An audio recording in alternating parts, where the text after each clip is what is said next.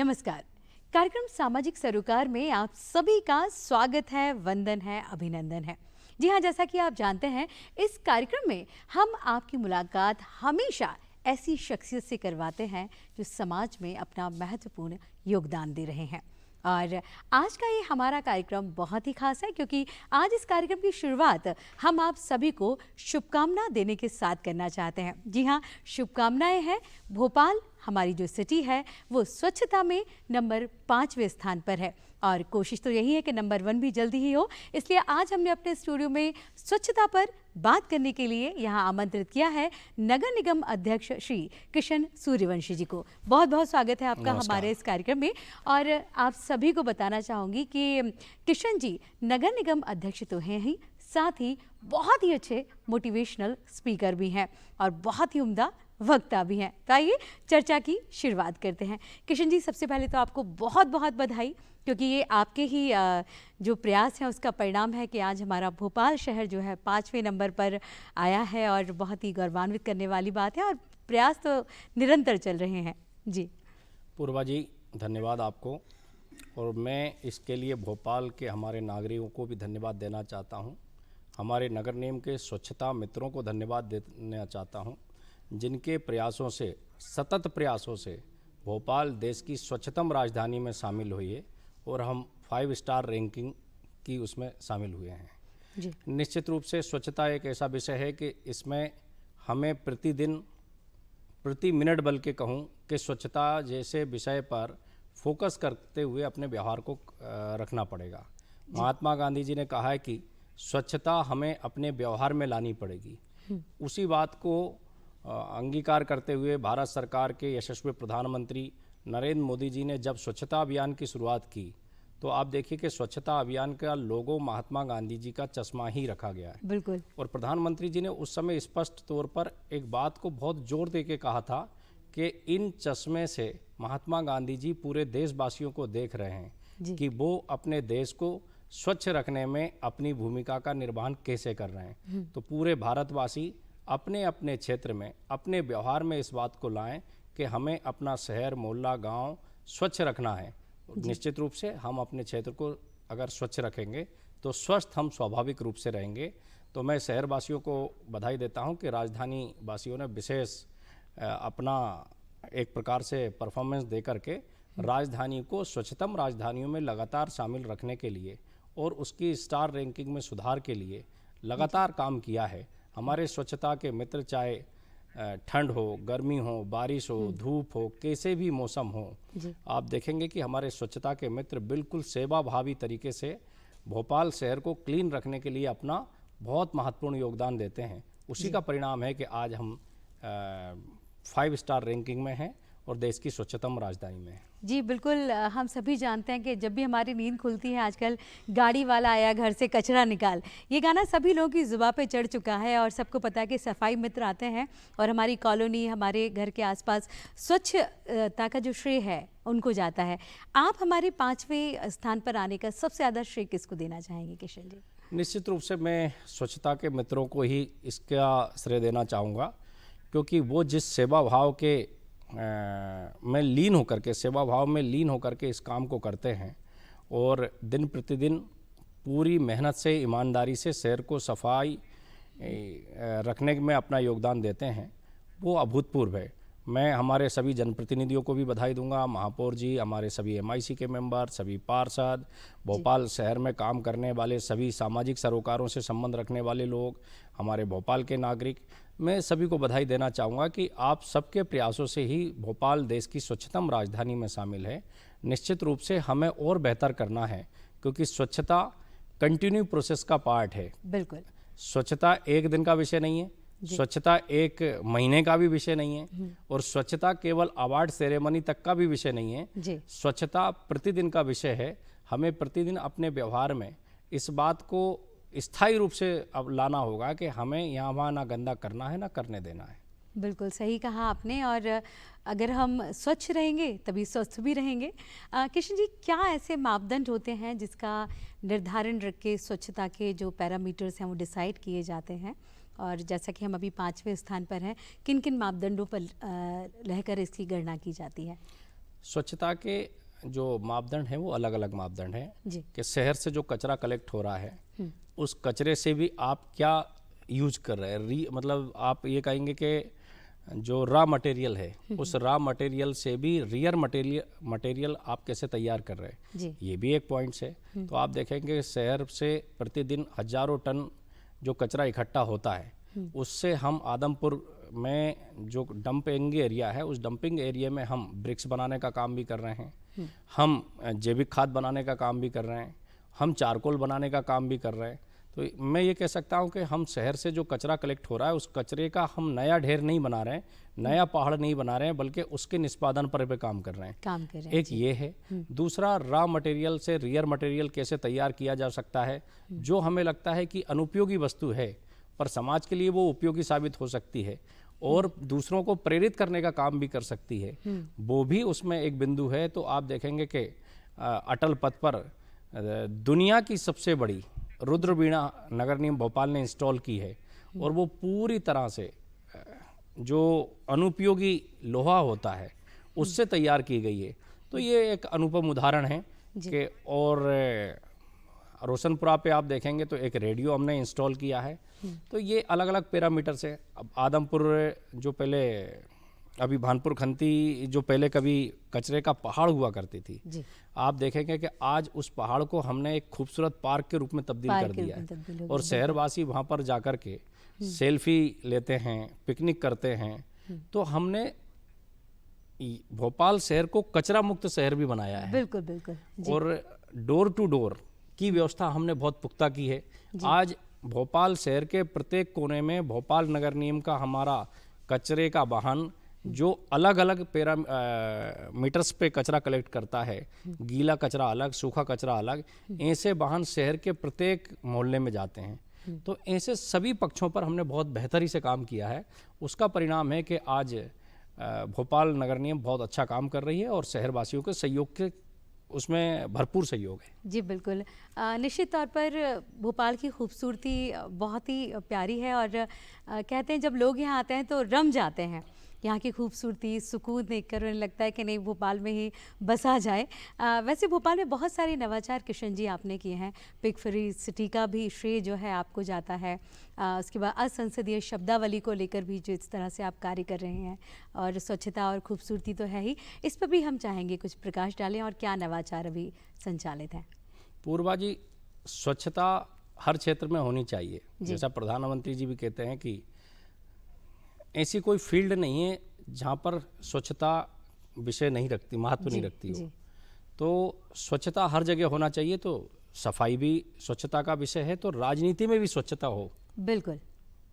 इसी उद्देश्य को ध्यान में रखते हुए जिस प्रकार से देश की विधानसभाओं में, भारत की लोकसभा में असंसदीय शब्दावली का प्रकाशन करके असंसदीय शब्दों पर एक प्रकार से प्रतिबंध लगाने का काम किया है, ताकि संसदीय आचरण भी लोकानुकूल हो और मर्यादित हो, जो सदन की गरिमा को भी ध्यान में रखते हुए व्यवहार किए जाए सदस्यों द्वारा, और सदन की गरिमा, आसंदी की गरिमा, लोकतांत्रिक परंपराओं की गरिमा, इन सब विषयों पर भी अब जो नई लीडरशिप आ रही है उस लीडरशिप को हम कैसे तैयार कर सकते हैं। तो इसी बात को ध्यान में रखते हुए मैंने विधानसभा अध्यक्ष गिरीश गौतम जी से चर्चा करने के बाद, उस समय तत्कालीन गिरीश गौतम जी थे, तो उनसे चर्चा करने के बाद हमने 838 शब्दों को प्रकाशित किया। क्या बात है, 838 जी। जो शब्द असंसदीय हैं, जो बोलने में अच्छे नहीं लगते हैं। और कई बार ये पहल, ये नवाचार सिर्फ आपने ही किया है, क्योंकि इस शब्दावली को लेकर कार्य करना और इतने शब्दों को उसमें समाहित करना बहुत बड़ी बात है। मुझे खुशी है इस बात की कि हम भोपाल नगर निगम देश की पहली नगर निगम है जिसने विधानसभा और लोकसभा की तर्ज पर असंसदीय शब्दावली के 838 शब्दों को हमने चिन्हित करके उनका प्रकाशन किया है। सभी जनप्रतिनिधियों को वो शब्दावली की पुस्तक हमने पहुंचाई है, उनसे आग्रह किया कि इनका आप अध्ययन करिए। और उनके अध्ययन के बाद हमारा यही आग्रह है सभी जनप्रतिनिधियों से कि कई बार सदन में चर्चा के दौरान भावावेश में आप ऐसे शब्द बोल जाते हो जो आप बोलना नहीं चाहते हो पर बोल जाते हो। जी बिल्कुल। और वो आपके गरिमा के लिए भी ठीक नहीं है, सदन की गरिमा के लिए भी ठीक नहीं है, और जिसके संदर्भ में आप वो शब्द बोल रहे हो वो उनकी गरिमा के लिए भी ठीक नहीं है। जी, और जो तो दर्शक सुन रहे हैं उनको भी जो अशोभनीय दर्शक ऐसा देख लगता रहे है। हैं, सुन रहे हैं, भोपाल की जनता जिसने आपको निर्वाचित करके सदन में पहुंचाया है, वो भी आपसे अच्छे व्यवहार की अपेक्षा करती है। जब वो आपके व्यवहार को टीवी चैनल, न्यूज़ चैनल के माध्यम से देखते हैं तो उनको भी अच्छा लगना चाहिए कि हमारे क्षेत्र के जनप्रतिनिधि कितने सलीके से सदन के अंदर अपनी बात रखते हैं, प्रभावी ढंग से रखते हैं, बगैर कोई अपशब्दों के इस्तेमाल करते हुए बातें रखते हैं। ये सारी बातें मेरे दिमाग में रही थी और उन सारी बातों को ध्यान में रखते हुए हमने असंसदीय शब्दावली का प्रकाशन किया और आज बेहद खुशी है कि हम देश की पहली नगर निगम है जिसने इस प्रकार का नवाचार किया है। चलिए, तो इस बात पर भी आपको बहुत बहुत बधाई तो बनती है किशन जी, क्योंकि बहुत बड़ी बात है और इस तरह से लोगों को राह दिखाना और आने वाली पीढ़ी को भी कुछ समझाना बहुत बड़ी बात है। किशन जी, जिस तरह स्वच्छता पर आप काम कर रहे हैं, क्या हमने नागरिकों के लिए कुछ डू डोंट्स इस तरह के पैरामीटर भी डिसाइड किए हैं कि यदि अस्वच्छता करते हुए, स्वच्छता को नुकसान पहुंचाते हुए, हमारी सरकारी संपत्ति को नुकसान पहुंचाते हुए अगर कोई पाया जाता है, क्या उसके लिए कोई प्रावधान है? पूर्वा जी, इसमें हमने 2-3 तरीके से काम किया है और अभी वर्तमान में कर भी रहे हैं। एक है जागरूकता, जो हम विभिन्न माध्यमों से समाज में इस बात की जागरूकता लाने का काम कर रहे हैं कि ना गंदा करना है, ना करने देना है। जी। कचरे को यथास्थानी जहाँ डस्टबिन लगे हों उसमें डालना है या हमारी कचरा गाड़ी में ही कचरे को डालना है। ये जागरूकता, ये वातावरण बनाने का काम भी हमने किया है और उसका असर शहर में दिखाई भी देता है कि पहले यहाँ वहाँ जो कचरे के ढेर हुआ करते थे, आज राजधानी में आपको एक भी जगह कचरे का ढेर नहीं मिलेगा। बिल्कुल। हम यानी गार्बेज फ्री सिटी भी हैं। जी जी जी। तो ये भी एक जागरूकता हुई है। दूसरा, हमने स्वच्छता के लिए हमारे कर्मचारियों से भी लगातार संवाद करना, स्वच्छता मित्रों से भी संवाद करना कि ये काम सामान्य काम नहीं है। अगर देश के प्रधानमंत्री स्वयं झाड़ू उठा करके देश में सफाई का संदेश भी दे रहे हैं और लगातार संदेश दे करके देश के अंदर स्वच्छता का माहौल बनाने का काम कर रहे हैं, तो हम सबको इस अभियान की महत्ता को समझना चाहिए। और जब ये भाव उनके अंदर जागृत हुआ तो कर्मचारी भी हमारे बहुत ही तल्लीनता के साथ इस काम को कर रहे हैं। और आप देखेंगे कि क्षेत्रों में, मैंने जैसा पहले कहा कि कोई भी मौसम हो उसको हमारे स्वच्छता के मित्र बहुत बखूबी से करते हैं। तो ये भी अभिनंदनीय है, मैं उनको भी धन्यवाद देना चाहता हूँ। जी जी जी।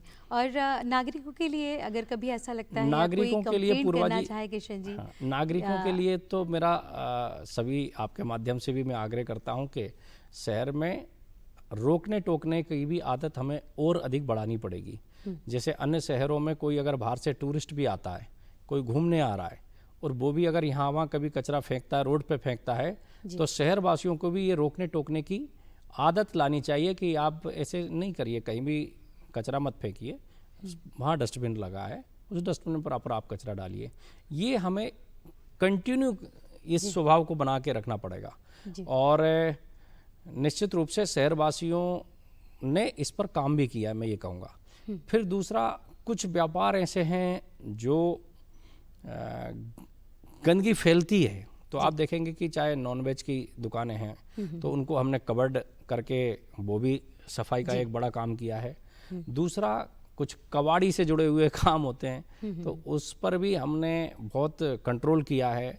हमने स्पॉट फाइन भी बहुत किए हैं, जो लगातार गंदा करने का काम कर रहे थे, हमने बड़ी मात्रा में स्पॉट फाइन किए हैं जी। आर्थिक दंड दिए हैं और ये कंटिन्यू है, अभी कोई करेगा तो और भी देंगे जी। तो इसलिए, क्योंकि मैं कहता हूँ, एक शब्द बोलता हूँ हमेशा, आप धंधा करिए, गंदा मत करिए। सही बात है। आप धंधा करने की अनुमति सभी को है, पर गंदा करने की अनुमति किसी को नहीं। आप व्यापार करिए, व्यवसाय करिए, काम धंधा करिए, उससे हमें कोई आपत्ति नहीं, हमारी शुभकामनाएं आपके लिए। पर गंदा करोगे तो ये बर्दाश्त नहीं करेंगे, आप पे अर्थदंड भी लगेगा, आप पे कार्रवाई भी करेंगे, क्योंकि ये शहर हम सबका है, इसकी जवाबदारी भी हम सबकी ही है। दर्शकों, सच में बहुत ही बड़ी बात है कि धंधा करिए लेकिन गंदा नहीं करिए, क्योंकि कहीं ना कहीं हम भी इसी का हिस्सा हैं और हमारे पास, हमारे आसपास अगर स्वच्छता होगी और स्वास्थ्य भी रहेगा, फिर देखिए गंदा नहीं होगा, धंधा भी हमारा बहुत अच्छे से चलेगा, लोग भी आना पसंद करेंगे जब सफाई होगी आसपास।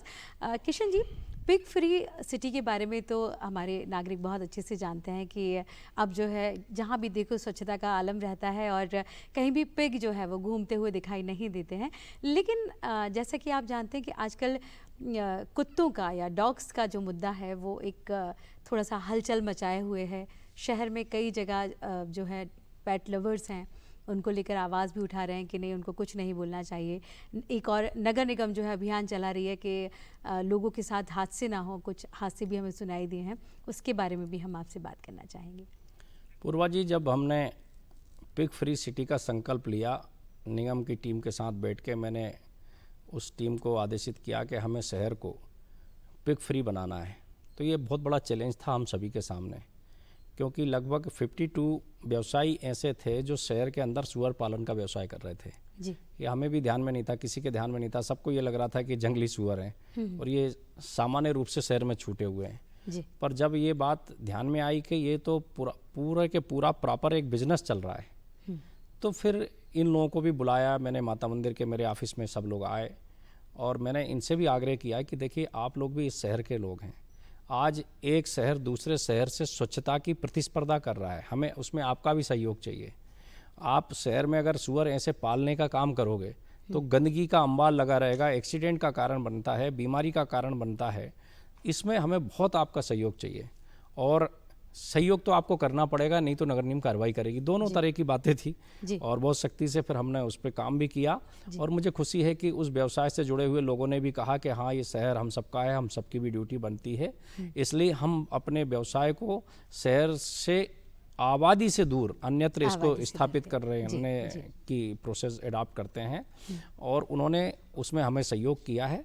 नगर निगम ने जहाँ आवश्यकता थी वहाँ कार्रवाई भी की है, क्योंकि मैंने उस समय ये भी कहा कि आपको इसलिए भी करना पड़ेगा कि नहीं तो निगम को तो स्वच्छता से हम समझौता नहीं कर सकते हैं जी। तो उनने सहयोग किया, ये उनका भी स्वागत योग्य कदम है। फिर डीआईसी को भी मैंने पत्र लिख करके कहा कि आप इनको ट्रेनिंग दीजिए जो इस व्यवसाय से जुड़े लोग हैं, और शहर की आबादी से दूर इनको संभव हो तो इनके पिग फार्म के लिए लोन के प्रकरण बनाना, ट्रेनिंग देना, क्योंकि ये ट्रेड की श्रेणी में भी है। तो इनको भी पूरा मैंने इनके व्यवसाय का भी ध्यान रखा और शहर की स्वच्छता का भी ध्यान रखा। तो ऐसे दोनों हमने स्टेप पर काम किया है, तो उसका असर दिखाई दे रहा है कि आज शहर में कोई पिग भी नहीं है। उससे हमारी स्वच्छता में चार चांद लगे, क्योंकि उसके कारण बहुत गंदगी फैलती थी, बीमारियां बहुत फैलती थी। उस पर हमने बहुत सख्ती से काम किया। और अभी आपने डॉग की बात कही है, निश्चित रूप से ABC एक्ट 2023 के तहत नगर निगम काम करता है और डॉग बाइट की घटना ना बढ़े, क्योंकि कई बार ऐसे चित्र हम सबके सामने आते हैं कि हम सभी का मन विचलित हो जाता है। बिल्कुल। और उसके विपरीत दूसरे चित्र भी सामने आते हैं कि जब नगर निगम का हमारा अमला डॉग स्क्वाड कार्रवाई करने जाती तो पेट लवर हमें कार्रवाई नहीं करने देती है, हमारी टीम को कार्रवाई नहीं करने देती। ये बहुत ही दुर्भाग्यपूर्ण है जी। देखिए, जानवरों के साथ अत्याचार कोई नहीं कर रहा है। ये बात पेट लवर को समझना पड़ेगी कि नगर निगम के ABC सेंटर बने हुए, वहाँ पर अलग अलग प्रकार के ट्रीटमेंट किए जाते हैं। एक कुत्तों की नसबंदी करके इनकी संख्या वृद्धि ना हो, इस पर काम किया जाता है। नियमों के मुताबिक किया जाता है, श्वसन के अपने नाम से उस नाम का पालन करते हुए हम ये सब काम करते हैं, ताकि बहुत अधिक इनकी आबादी ना बढ़े। एक इस फील्ड में हम काम कर रहे हैं। दूसरा, इनको एंटी रेबीज इंजेक्शन दे करके शहर में रेबीज ना हो काटने, कुत्ते के काटने से, उस पर हम काम करते हैं। जहाँ पर बहुत ही आक्रामक डॉग हो जाते हैं उनको लाना, उनका प्रॉपर ट्रीटमेंट करना, इस पर काम करते हैं। तो ये पूरा नियमों के मुताबिक भोपाल नगर निगम काम कर रही है। पेट लवर को अभी माननीय न्यायालय ने भी दिन भर खड़े होने की सजा दी है। जी। इससे पेट लवर को समझना चाहिए कि आपके व्यवहार के कारण कई बार असुविधा हो रही है। आप जानवर बेजुबानों के प्रति प्रेम स्नेह रखिए, क्योंकि हम तो उस परंपरा को मानने वाले लोग हैं जहाँ पर अपने इष्ट की पूजा के बाद हम कहते हैं कि प्राणियों में सद्भावना हो। प्राणियों में सद्भावना का मतलब है कि जितने भी प्राणी हैं, चाहे वो पशु पक्षी जीव जंतु मनुष्य, सभी प्राणी कहलाते हैं और उनमें सब में सद्भावना हो। हम तो उस कामना करने वाले लोग हैं, उस बात की मान्यता को रखने वाले लोग हैं। तो हम ये कैसे बर्दाश्त कर सकते हैं कि कुत्ते बच्चों को काट रहे हैं, महिलाओं को काट रहे हैं, आम नागरिकों को काट रहे हैं और पेट लवर उस पक्ष को ध्यान ही नहीं रख रहा है। तो ये बहुत दुर्भाग्यपूर्ण है। ऐसे लोगों के खिलाफ नगर निगम ने भी 6 लोगों के खिलाफ FIR की है जी भविष्य में भी करेंगे। आप नगर निगम की कार्रवाई में बाधा मत बनिए। जी किसी बेजुबान के साथ कोई अन्याय नहीं होगा, ये मैं आपको विश्वास दिलाता हूँ। पर आम नागरिकों के साथ भी हम किसी प्रकार का घटना दुर्घटना की संभावना को नहीं होने देंगे। और आप अगर रास्ते में आओगे तो आपके खिलाफ हम और सख्त एक्शन हो जाए लेंगे। जी बिल्कुल सही कहा आपने। संवेदनशीलता बहुत आवश्यक है, लेकिन इतनी भी नहीं कि वो किसी के लिए हानिकारक हो जाए। सही कहा आपने। किशन जी, जिस तरह से हम बात कर रहे थे, भोपाल में बहुत सारे इनोवेशन हो रहे हैं। आपने बताया वीणा को भी हमने लगाया है, और अभी बाहर से जो व्यापार भी है या व्यवसाय भी है, इस क्षेत्र में भी हमारी सिटी अग्रसर होती जा रही है, क्योंकि लोग या टूरिस्ट भी आकर्षित हो रहे हैं। तो उसको और अच्छा करने के लिए हम क्या प्लान आगे के लिए कर रहे हैं? देखिए, भोपाल एक स्वाभाविक रूप से प्राकृतिक रूप से सुंदर शहर है जी। मध्य प्रदेश मतलब देश के मध्य का हमारा प्रदेश है, इसलिए मध्य प्रदेश कहलाता है। इसका नाम इसलिए मध्य प्रदेश है। उसमें भी हार्ट ऑफ सिटी हमारा भोपाल है बिल्कुल। तो यानी हृदय के भी अंदर हृदय अगर कुछ है तो वो भोपाल है हमारा। और आप देखिए कि इसकी स्वाभाविक और नेचुरल ब्यूटी इतनी ज़्यादा है कि हमारे पास 7 तालाब हैं जी। किसी भी शहर के लिए एक तालाब होना बहुत बड़ी बात होती है। हमारे पास 7 तालाब की उपलब्धियां हैं।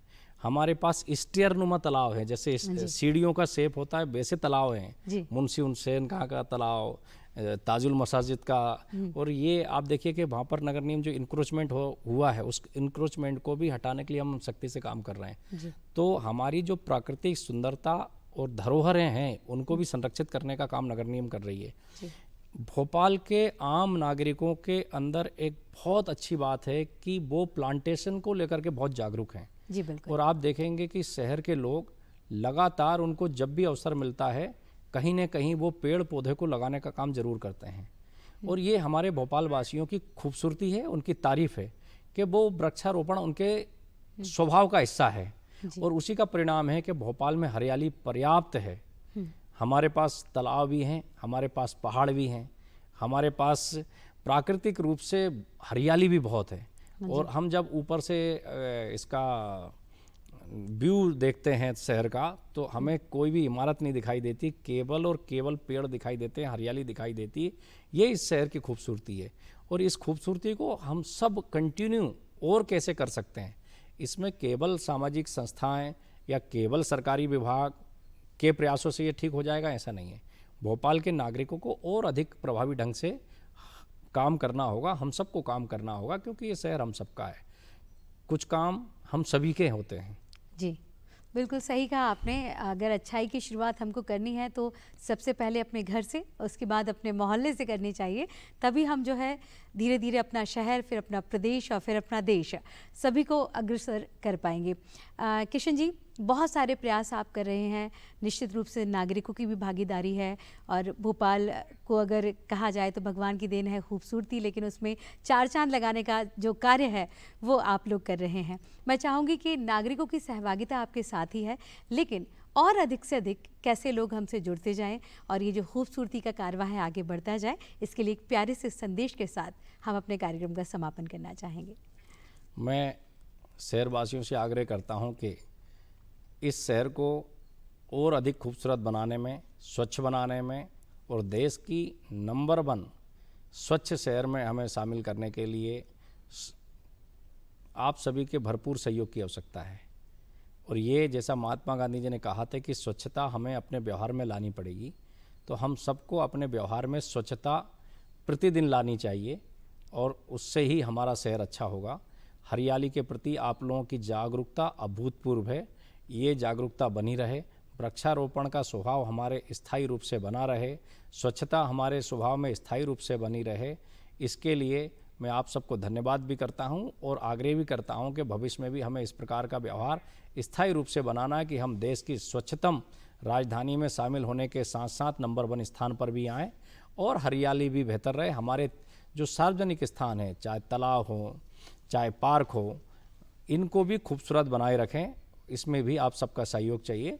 बीच में मैंने पुलिस विभाग से भी एक पत्र लिख कर के आग्रह किया था कि आपके शहर भर में जो CCTV कैमरे लगे हुए हैं, उन CCTV कैमरे में भी अगर कोई असामाजिक तत्व अगर शहर की ब्यूटिफिकेशन को, खूबसूरती को नुकसान पहुंचाता हुआ अगर कैद होता है तो मेरे इसी पत्र को शिकायती पत्र मान के संबंधित थाने में एफआईआर करिए, क्योंकि जो शहर की संपत्ति को नुकसान पहुंचा रहे हैं, भोपाल की छवि को धूमिल कर रहे हैं, ऐसे लोगों के ऐसे व्यवहार को हम किसी भी सूरत में बर्दाश्त नहीं कर सकते हैं। और हमने एक घटना घटी तो 6 लोगों को अरेस्ट किया और 6 लोगों को सज़ा मिली। भविष्य में अगर कोई इस प्रकार के असामाजिक, और उसके बाद ये घटनाएं ख़त्म सी हो गई। आज शहर में शासकीय संपत्ति को नुकसान पहुंचाने की घटनाएं अब सुनने को नहीं मिलती है। बिल्कुल सही कहा आपने किशन जी। कहते हैं कि भय बिन प्रीत ना होवे, और कहीं ना कहीं हमारे अंदर बिल्कुल ये डर होना चाहिए कि हम कुछ गलत करते हैं तो उसका भय भी होना चाहिए। आज किशन जी ने बहुत सारी बातें हमको बताई हैं और ये जो संदेश दिया है हम सबको उसका पालन करना है, क्योंकि ये हम सबकी जिम्मेदारी है और एक दिन या हमारे भोपाल को भी नंबर 1 शहर बनाना है। तो आज इस कार्यक्रम में बस इतना ही। बहुत बहुत धन्यवाद किशन जी आपका, और आप सबको भी मेरा नमस्कार। देखते रहिए हमारा कार्यक्रम सामाजिक सरोकार।